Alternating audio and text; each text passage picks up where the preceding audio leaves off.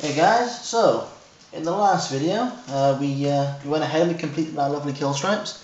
As you can see, they've dried out nicely. It's been about a little over 24 hours since I painted these, so they are pretty well dried. You probably could wait 48 hours before you start doing this, but I'm doing it now. So I know last video I said we were going to go ahead and paint the red, but I think it would be best if we went ahead and painted this ear, and then we'll do the second ear, and then when we finish the tape, I think it'd be a nice reveal. When we remove all the tape, we've got the red done, we'll have a finished helmet. Whereas if we do the red now, we put all the tape off and we've got some nice grey ears. Excuse me. So in this video now, I'm going to go ahead and show you how to paint the left ear on the helmet. First of all, I'll show you how to mask it up, because it's quite a difficult curve by here. But then from then on, after that, I'll be painting the other ear, so we can get a nice camera angle, and you can watch me paint it a bit better. So to start masking, I first make sure this is a nice view for you. I first gone ahead, laid some tape out on the cutting mat by here. You can just see in frame, and I've cut 1 inch squares. I've probably overdone it a bit on the squares. Don't really need much. And we're literally just going to start to go around the ear. Start with the excuse me, I got a bit of a bad throat. Start with the straight line first, and we're just going to start to work our way around, following the curve of the ear. This is the same process I used to mask out this arch here. Laying over the masking tape, like so. I said I've overdone it on the tape, I don't think I've done enough. Make sure you get a nice curve, and you'll have a nice line then once you remove all the tape, ready for the red we're going to put on. So I'll go ahead and I'll finish up masking this. I'll swap then to a better camera angle, a little bit of a close up, where you can see me finally mask this up with our tape. So yeah, once you've finished outlining the helmet, it's pretty simple then. Oh, look at that. Last bit of tape. You'd think I planned this out, wouldn't you? So once you've outlined this now, it's just a simple process of masking this section, and then just bag the entire helmet like you saw me do with the back panels and with the dome. Okay guys, so I've gone ahead, repositioned the camera, which I hope is a little bit better for you to see what I'm actually doing. I've also gone ahead and finished up masking up the helmet, all around the ear. We've bagged the helmet. Luckily, if your helmet does have detachable ears and you have gone on with the bolt-on method that we showed way back in the tutorials, it's a lot more easier just to take it off, put on a bit of paper and spray it up. There's no need to mask, there's no risk to the actual paint job. But before we get on to painting the actual piece and masking her out, we need to mix the colours, because with this ear in particular, both the colours you see are custom colours. They're one-to-one mixed colours. They're not straight out of a jar. We have encountered a mixed colour before, which was the green for the back panels of the helmet you saw me paint. I didn't show how to mix that, as I'm very picky with the colour and I wanted to do it off camera rather than me constantly messing around with the paint in front of the lens. But with these colours, they're pretty simple, so I'm going to go ahead, show you how to mix them up. Very simple to do. They're both 1-to-1 ratios, but you can mix however ratio you want with them, just to see what colour you like. So we'll go ahead. The first colour we'll be painting down on the ear is the grey, which is actually 28 and 64, which is, there's our 64. And there's our 28. Very simple. Take a jar. We'll start with the lighter colour first, so it's easier to make a lighter colour darker than a darker colour lighter. I've always found anyway. Pop the lid off, like so. Help if I had a mixing, something to mix them with.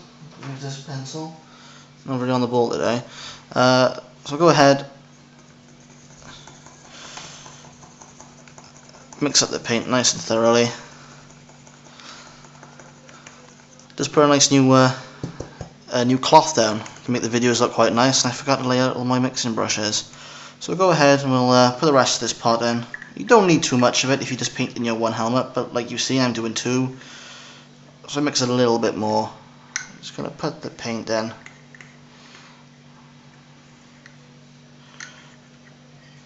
Like so. Make sure you get all the drips off. Wipe your stirrer then.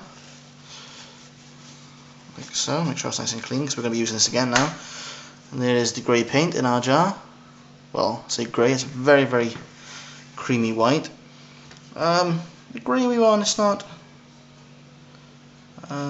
We gotta try and get a basis of the grey we want.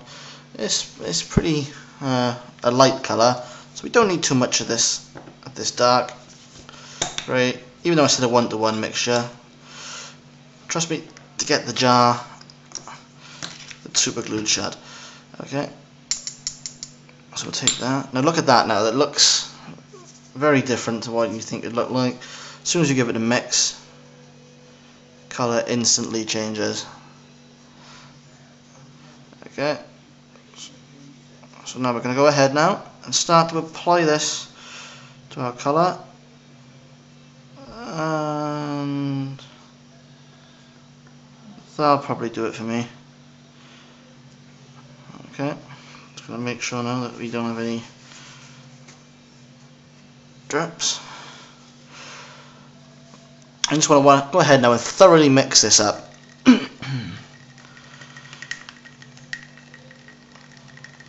Keep on stirring it until both colours are thoroughly mixed in. You don't want to see any dark streaks in it. You can't mix it too much, so don't be afraid to get stuck in with it. And you can see the colour then on the end of the brush. The camera will focus on it. And that is the colour that we want. A nice, rich, creamy colour.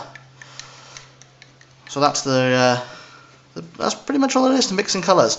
Go ahead and put your pots back on your paints. Don't leave them out to dry. For small pots, I think these are about £2.60 where I get them from, so they're not cheap. If you think of how many colours are needed on a Boba Fett helmet, you want to try and save all you can. So we'll go ahead now, and we'll get this ready to airbrush. Next clip now, I'll cut to us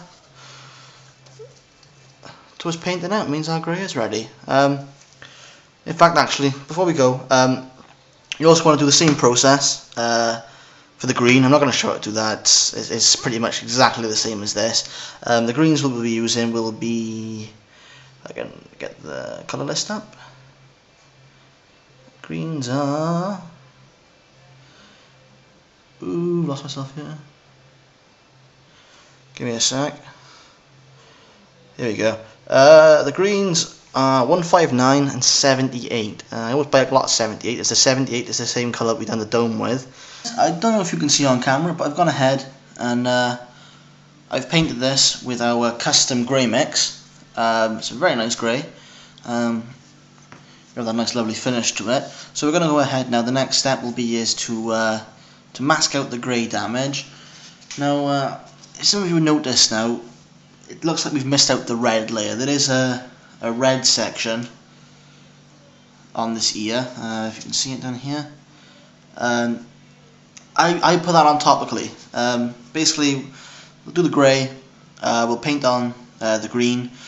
As we remove the green, then we've got the grey, and because the grey is such a light layer, it's really nice to paint onto. So I tend to paint the red on with the brush, as it's a lot easier to control a brush with paint than with masking fluid. So using the same old Winsor & Newton stuff. By the way, these jars, I knocked this over earlier with the lid firmly screwed on. It all starts leaking out. So make sure you store these upright. So the reference images I'm using, like everything for this helmet, is the Empire Strikes Back hero from the Art of Star Wars exhibit. It's actually used on the for the special edition Boba Fett as well. But basically with this now, you could stencil it on, but it's very awkward because of the shape. It's not a flat surface like the helmet. So we're just going to freehand it on. Just make sure you have the reference photo next to you. Take it easy. Less is more with the masking fluid. If you have a big blob of masking fluid on your brush and you start applying it, you're not going to have much control. It's easier to add more than it is to take away. So go ahead, paint on the detail. Now with these helmets, make sure you do this side down here as well. This small little ridge. You forget that. Most people you see, sometimes most people forget doing that, and you can. It does look quite bad. I find anyway. When people forget to paint the side of the helmet, the ears. Sorry. So let me go with that a bit. It's kind of difficult as well looking at the Art of Star Wars exhibit because the helmet that's in the actual exhibit was used on the A New Hope special edition costume, which is a mixture of the two, and it's picked up a couple of extra scratches and stuff from storage. So if you are doing a strictly Empire Strikes Back, make sure you have Empire Strikes Back reference photos as well as the Art of Star Wars photos, because you don't want to be painting on scratches that actually aren't present on the Empire helmet. Okay, so basically this is just a process. It's kind of boring to really watch. So what I'll do is I'll go ahead now, once I've masked it all up. I didn't bother filming how to airbrush because I'm going to go ahead and recap on that when we start to paint the red on the helmet. So yeah, I've gone ahead and painted it up with a custom green colour we already made earlier on. It's still quite tacky, but I want to remove the fluid. Like I said before, I find it a lot easier to remove the fluid when the tape is like this. Figure is detachable. Of course, you've got the screws on underneath, which is quite good to hold on to when you're working on the piece. And as usual, just hook the green with your mask, with your scalpel. You just pull it up. There's the start of our ear. Make sure you get all the little bits that you've gone ahead and masked off. You can see the start of it coming up quite nicely. The contrast between the green and the white is very nice. And this white, I say white, this grey colour is going to be very nice to paint our red on. Make sure I can see what I'm doing. It's a fairly simple process. Let me take my gloves off. It's always best to wear gloves as enamel paint is quite hard to get off your skin. That means that this paint was slightly tacky. I did want to wear some gloves, but proved to be a bit of a silly idea. So yeah, just want to keep repeating the process of removing the masking fluid. I won't go into the topical paint up of this yet. I'll go ahead and jump to the next ear cap in the next video, which is pretty similar. I will be doing a topical paint up on that to show you, but I'll save this for a video I got in mind when I'm just going to cover totally the topical method, which will look at doing the red on this and the finer details of the earpiece. Get a nice video, nice clear shot of me pulling this off. This Winsor & Newton tape really does come off quite nicely. Actually managed to pick up some Humbrol as well, so as soon as I'm done with these paint jobs I'll be able to go back to using that. It's doing its job well. So yeah, I'll go ahead now and finish this up. But that's pretty much it for the ear cap.